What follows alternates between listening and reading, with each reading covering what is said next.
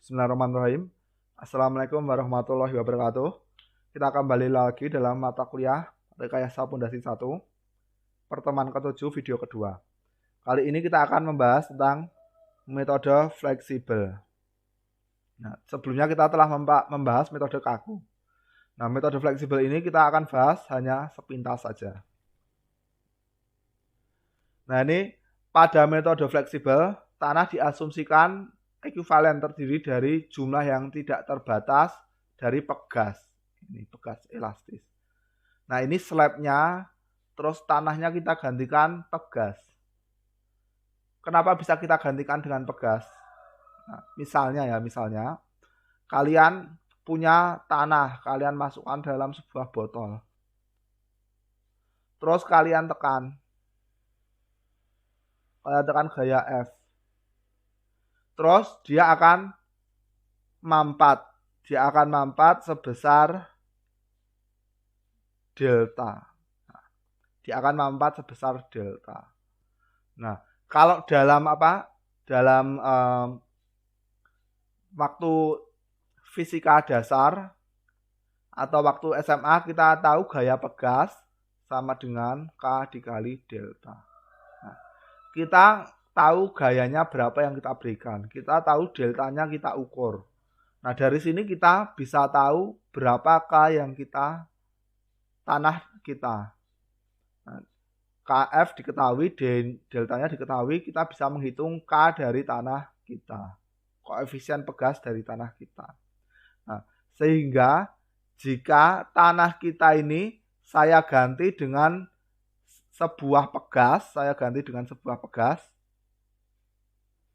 dengan efek dengan K yang sama, saya ganti dengan pegas dengan K yang sama. Ketika saya tekan gaya F yang sama, dia akan deltanya juga sama. Berarti ekuivalen ya. Nah, tanahnya ini bisa saya ganti. Dengan pegas. Paham ya? Nah, terus waktu kita belajar mekanika bahan, kita mempelajari tegangan sama dengan E modulus elastisitas dikali regangan. Regangan sama dengan delta L atau perubahan panjang dibagi L0. Sehingga sigma sama dengan E L0 per L0 dikali delta L. Nah, sekarang kalau kalau E per L0-nya kita ganti menjadi K. Dia jadi modulus reaksi subgrade. Nah, ini agak berbeda dengan konstanta pegas di waktu SMA. Kalau waktu SMA F-nya ini satuan gaya. Kalau modulus subgrade-nya ini satuan tegangan. Nah, kita ganti modulus subgrade. Ini tegangannya. Reaksi tanahnya. Ini reaksi tanahnya.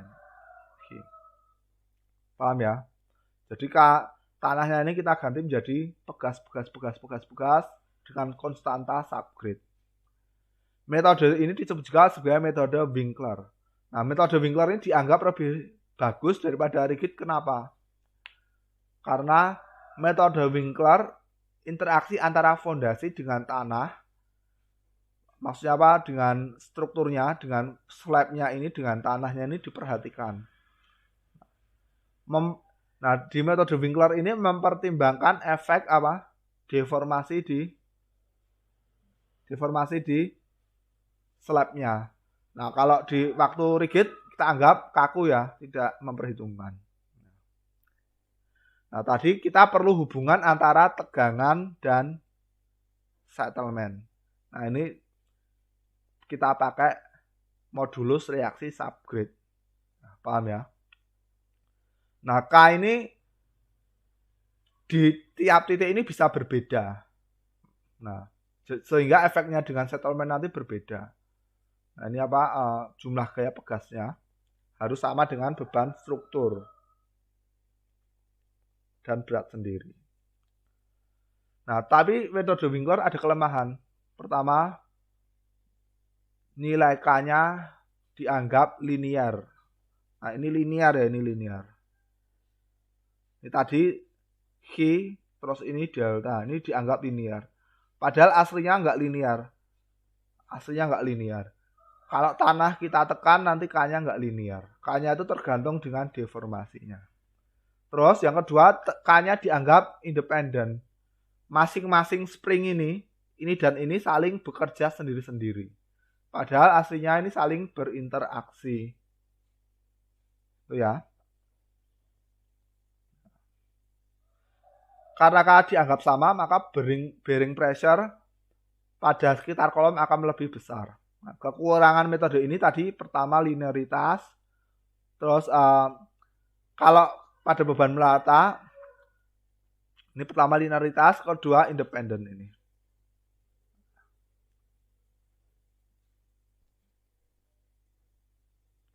Nah, terus pada beban merata, deltanya juga akan sama, 3. Nah, kenyataannya nilai K itu tidak independen. Tadi apa? Antara spring di sini dan sampingnya itu berinteraksi. Nah, sehingga hadir metode Koppel. Kelemahan yang ada pada metode Winkler ini diatasi dengan penambahan pegas yang berinteraksi ini. Ditambah penambahan ini. Metode ini disebut metode Koppel. Nah, namun masih perlu analisis lebih lanjut untuk menentukan nilai K yang tidak independen. Ini agak susah. K-nya saling berinteraksi. Perlu modeling yang lebih lanjut. Nah, terus kesulitan menentukan K yang ada pada metode Koppel dicoba diatasi dengan K bersifat independen. Nah, tetapi dia bernilai tergantung lokasi, ada tetapinya. Metode ini nilai K pada pinggir fondasi mat dianggap lebih kaku. K di pinggir sini lebih kaku daripada di tengah.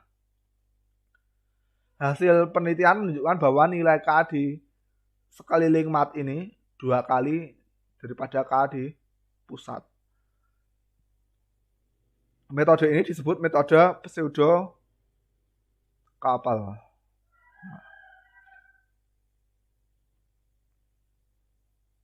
Nah, terus catatan bahwa semua metode konvensional baik rigid maupun fleksibel masih menggunakan asumsi yang kasar. Ini berakibat pada analisis yang kurang memuaskan.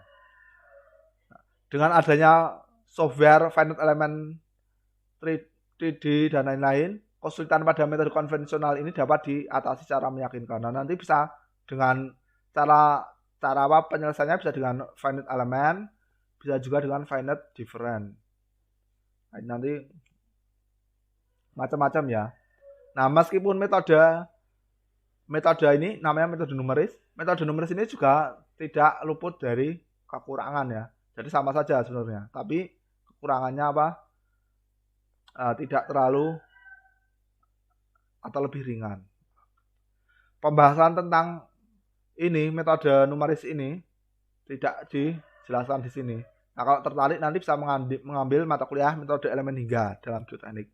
Atau bisa juga mengambil mata kuliah komputasi geoteknik nanti.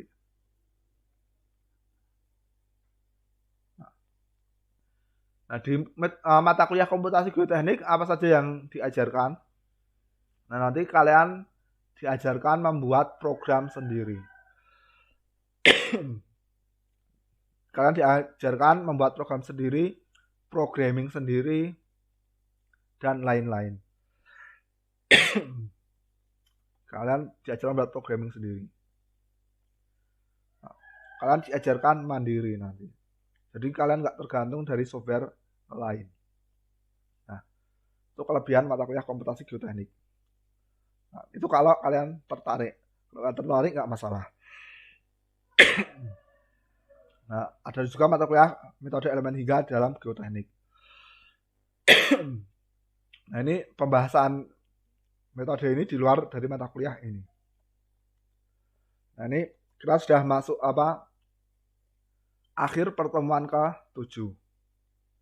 Nah, ini setelah ini kita akan UTS. Nanti diharapkan adik-adik menyiapkan bekal secukupnya. bekal ilmu maksudnya, bukan bekal makanan.